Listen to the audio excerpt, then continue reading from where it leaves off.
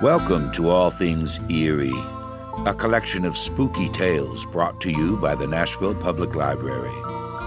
Here we welcome the unwelcome, try to settle the unsettling, and play host to the undeparted, the undead, and, shall we say, the unreasonable. As we enter the land of shadows and uncertainty, the twilight of your imagination, relax while we pull aside the curtain. Indeed, lift the veil of the secret and unknown. And don't look around too much. It's bad for the nerves. Pull your blanket tight around you and make way for this evening's selection. An English writer nominated for the Nobel Prize in Literature 4 times, H.G. Wells was prolific in many genres and is often called the father of science fiction. But wasn't Frankenstein by Mary Shelley the book that really launched the genre of science fiction? Well, that argument aside, we will turn our attention this evening to Wells's story, The Red Room, in which an overly confident visitor seeks to square off against the powerful superstitions of an ancient house by entering a room with a horrible reputation. We might add here a touch of whimsy and note the last words of H.G. Wells, which were, "Go away, I'm all right." And now, turn down the lights and join us for The Red Room by H.G. Wells. "I can assure you," said I, "that it will take a very tangible ghost to frighten me," and I stood up before the fire with my glass in my hand. "It is your own choosing," said the man with the withered arm, and glanced at me askance. 28 years, said I have lived, and never a ghost have I seen as yet." The old woman sat staring hard into the fire, her pale eyes wide open. "Aye," she broke in, "and 28 years you have lived and never seen the likes of this house, I reckon. There's a many things to see when one's still but 28. She swayed her head slowly from side to side. "A many things to see and sorrow for." I half suspected the old people were trying to enhance the spiritual terrors of their house by their droning insistence. I put down my empty glass on the table and looked about the room, and caught a glimpse of myself, abbreviated and broadened to an impossible sturdiness in the queer old mirror at the end of the room. "Well," I said, "if I see anything tonight, I shall be so much the wiser, for I come to this business with an open mind." "It's your own choosing," said the man with the withered arm once more.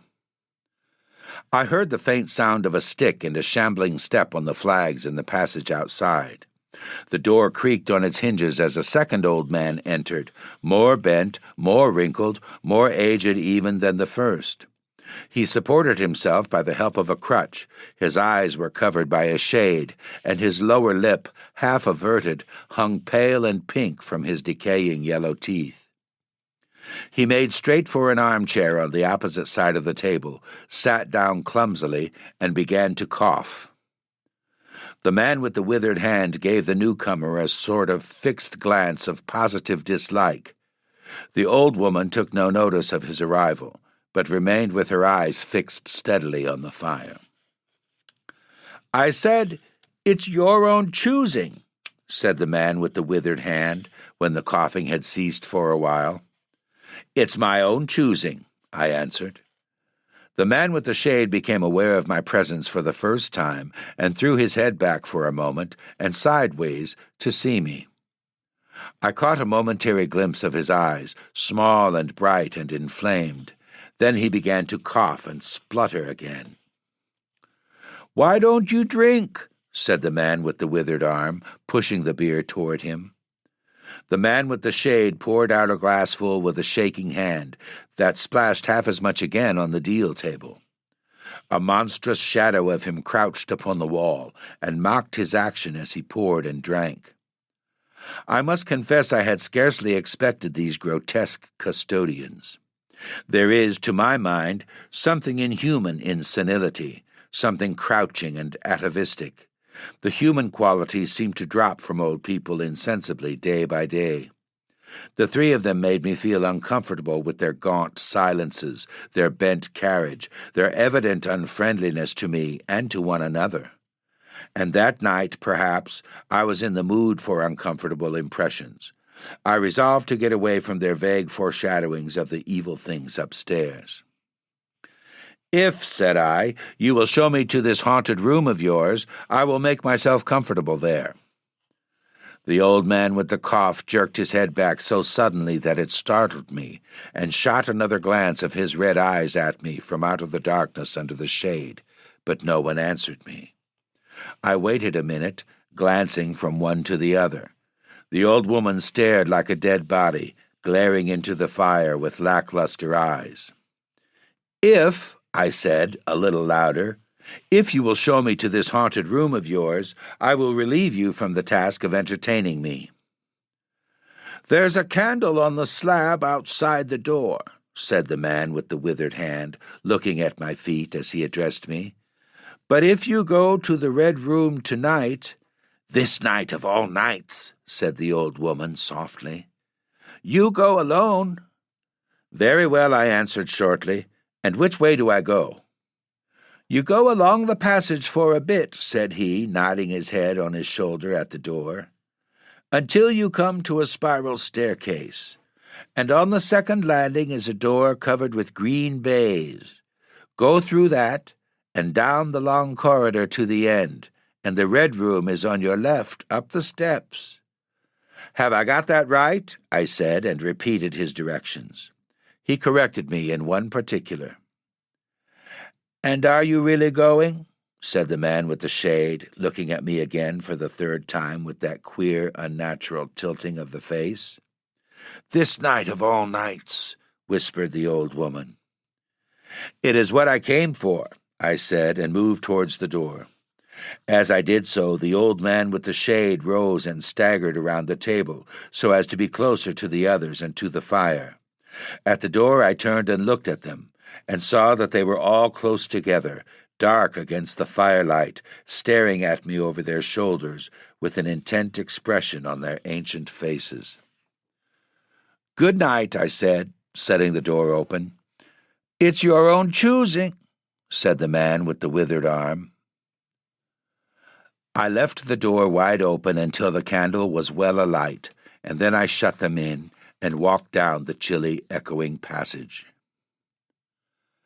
I must confess that the oddness of these three old pensioners in whose charge her ladyship had left the castle, and the deep-toned, old-fashioned furniture of the housekeeper's room in which they foregathered, had affected me curiously in spite of my effort to keep myself at a matter-of-fact phase.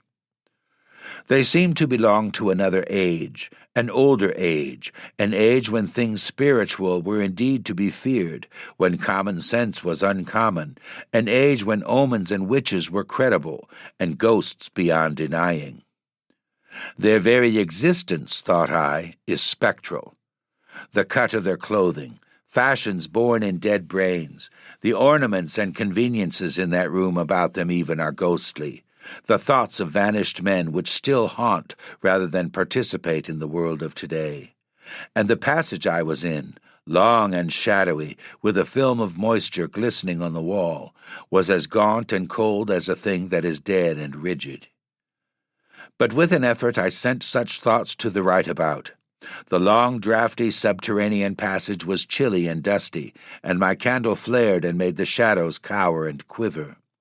The echoes rang up and down the spiral staircase, and a shadow came sweeping up after me, and another fled before me into the darkness overhead. I came to the wide landing and stopped there for a moment, listening to a rustling that I fancied I heard creeping behind me, and then, satisfied of the absolute silence, pushed open the unwilling baize-covered door and stood in the silent corridor. The effect was scarcely what I expected, for the moonlight, coming in by the great window on the grand staircase, picked out everything in vivid black shadow or reticulated silvery illumination.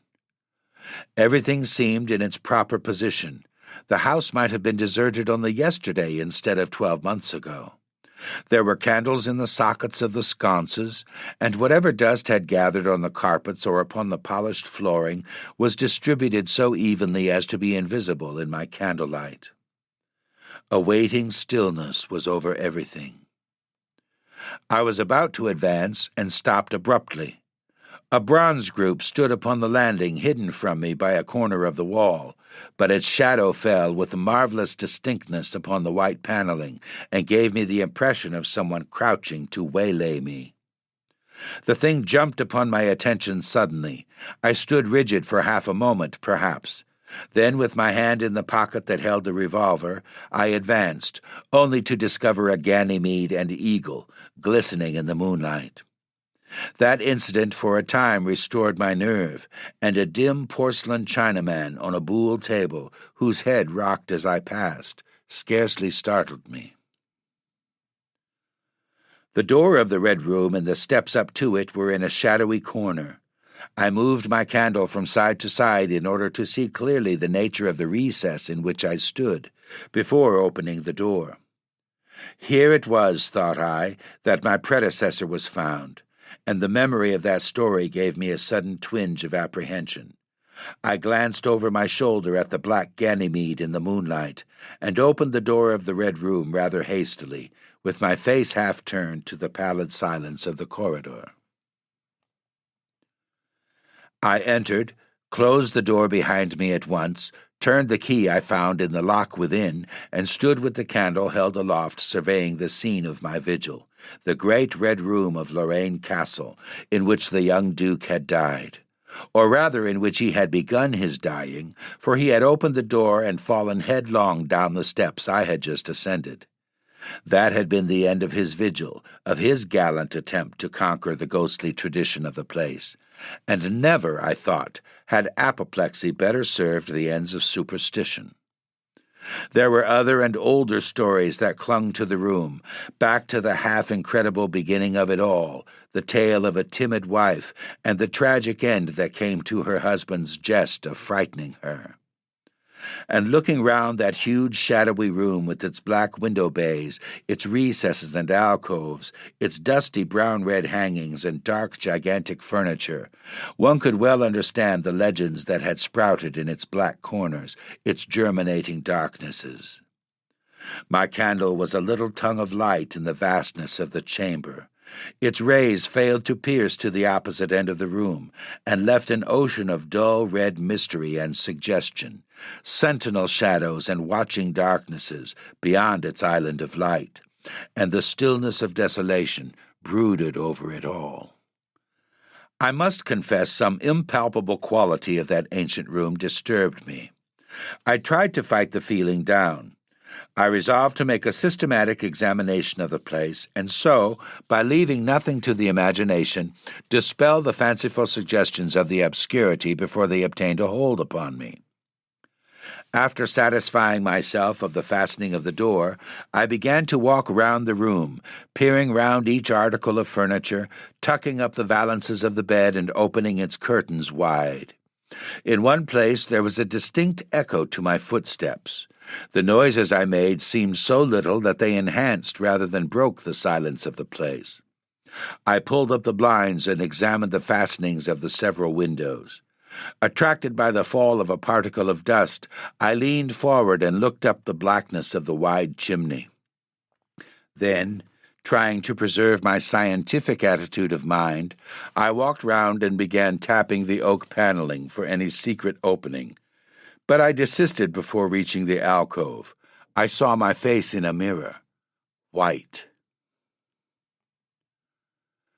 There were 2 big mirrors in the room, each with a pair of sconces bearing candles, and on the mantel-shelf, too, were candles in china candlesticks.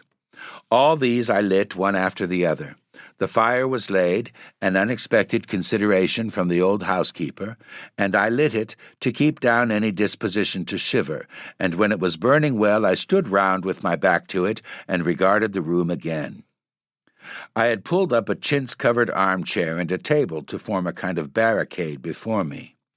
On this lay my revolver, ready to hand. My precise examination had done me a little good, but I still found the remoter darkness of the place and its perfect stillness too stimulating for the imagination. The echoing of the stir and crackling of the fire was no sort of comfort to me. The shadow in the alcove at the end of the room began to display that indefinable quality of a presence, that odd suggestion of a lurking, living thing that comes so easily in silence and solitude. And to reassure myself, I walked with a candle into it and satisfied myself that there was nothing tangible there. I stood that candle upon the floor of the alcove and left it in that position. By this time I was in a state of considerable nervous tension, although to my reason there was no adequate cause for my condition. My mind, however, was perfectly clear.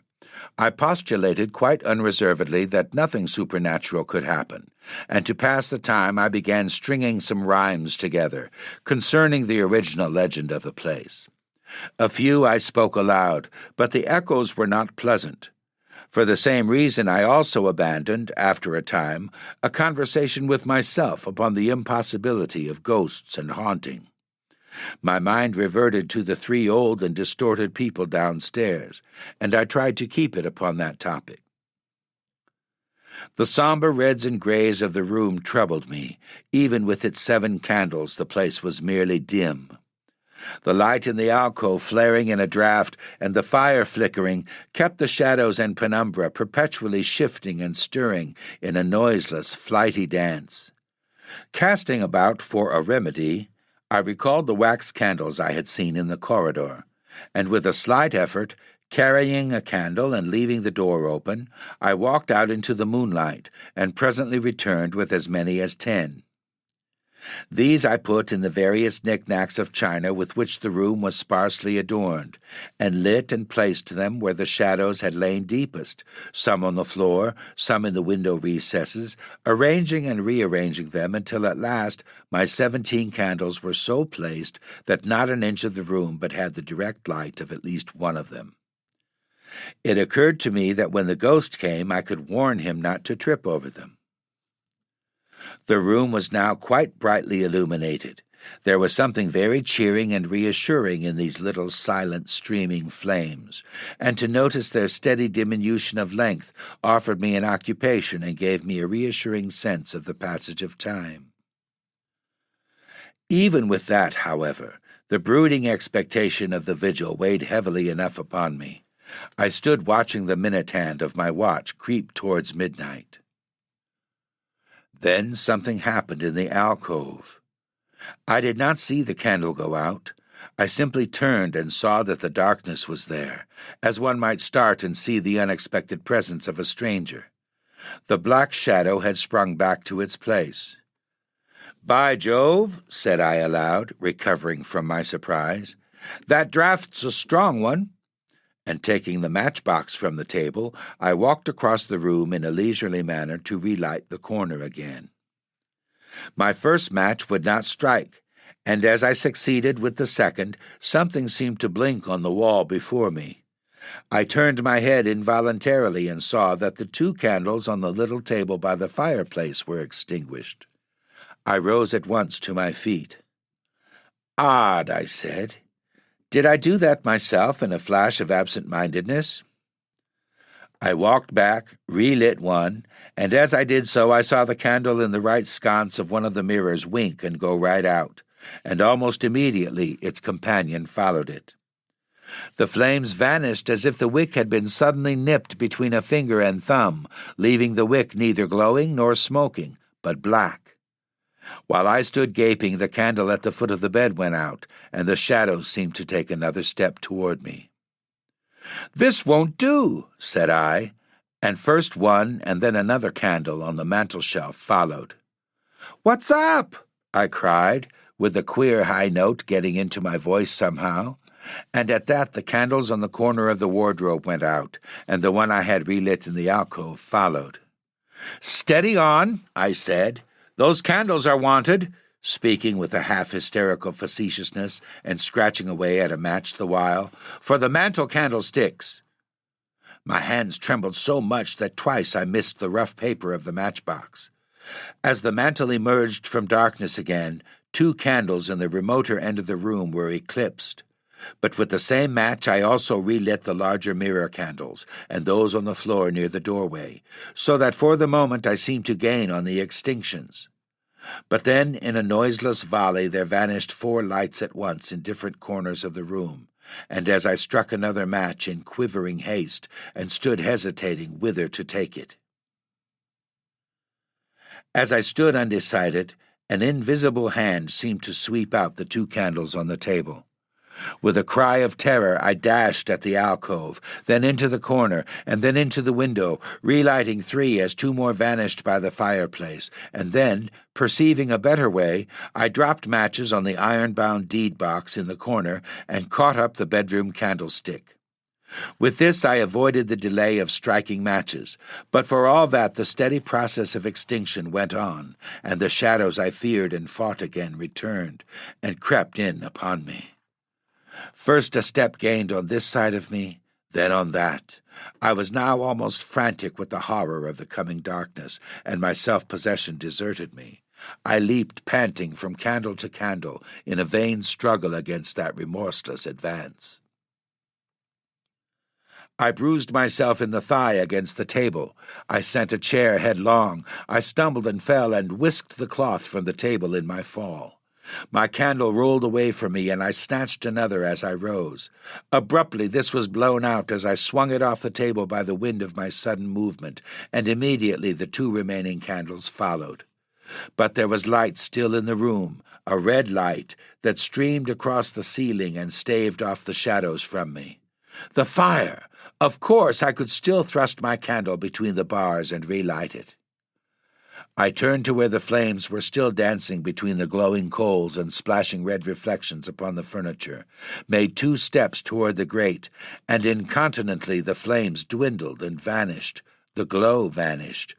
The reflections rushed together and disappeared, and as I thrust the candle between the bars, darkness closed upon me like the shutting of an eye, wrapped about me in a stifling embrace, sealed my vision, and crushed the last vestiges of self-possession from my brain. And it was not only palpable darkness, but intolerable terror. The candle fell from my hands. I flung out my arms in a vain attempt to thrust that ponderous blackness away from me, and lifting up my voice, screamed with all my might. Once, twice, thrice. Then I think I must have staggered to my feet. I know I thought suddenly of the moonlit corridor, and with my head bowed and my arms over my face, made a stumbling run for the door. But I had forgotten the exact position of the door, and I struck myself heavily against the corner of the bed. I staggered back, turned, and was either struck or struck myself against some other bulky furnishing. I have a vague memory of battering myself thus to and fro in the darkness, of a heavy blow at last upon my forehead, of a horrible sensation of falling that lasted an age, of my last frantic effort to keep my footing, and then I remember no more. I opened my eyes in daylight. My head was roughly bandaged, and the man with the withered hand was watching my face. I looked about me, trying to remember what had happened, and for a space I could not recollect. I rolled my eyes into the corner and saw the old woman, no longer abstracted, no longer terrible, pouring out some drops of medicine from a little blue vial into a glass. "Where am I?" I said. "I seem to remember you, and yet I cannot remember who you are." They told me, and I heard of the haunted Red Room as one who hears a tale. "We found you at dawn," said he, "and there was blood on your forehead and lips." I wondered that I had ever disliked him. The 3 of them in the daylight seemed commonplace old folk enough. The man with the green shade had his head bent as one who sleeps. It was very slowly I recovered the memory of my experience. "You believe now," said the old man with the weathered hand, "that the room is haunted?" He spoke no longer as one who greets an intruder, but as one who condoles with a friend. "Yes," said I, "the room is haunted." And you have seen it. And we who have been here all our lives have never set eyes upon it, because we have never dared. Tell us, is it truly the old Earl who—" "No," said I, "it is not." "I told you so," said the old lady with the glass in her hand. "It is his poor young countess who was frightened." "It is not," I said. "There is neither ghost of Earl nor ghost of countess in that room. There is no ghost there at all, but worse, far worse, something impalpable." "Well," they said. "The worst of all things that haunt poor mortal men," said I, "and that is, in all its nakedness, fear. Fear that will not have light nor sound, that will not bear with reason, that deafens and darkens and overwhelms. It followed me through the corridor. It fought against me in the room." I stopped abruptly. There was an interval of silence. My hand went up to my bandages. The candles went out one after another, and I fled. Then the man with the shade lifted his face sideways to see me and spoke. "That is it," said he. "I knew that was it. A power of darkness, to put such a curse upon a home. It lurks there always. You can feel it even in the daytime, even of a bright summer's day, in the hangings, in the curtains, keeping behind you however you face about. In the dusk it creeps in the corridor and follows you, so that you dare not turn. It is even as you say. Fear itself is in that room, black fear, and there it will be, so long as this house of sin endures."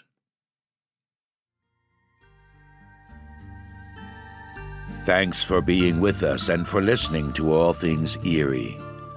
For more shivers, stories, and episodes, visit the Nashville Public Library website at library.nashville.org. Feel free to leave requests or suggestions. Original music for this podcast is by Dawn Northwind and was produced and recorded by Adam Dean. Art design is by Allison Price.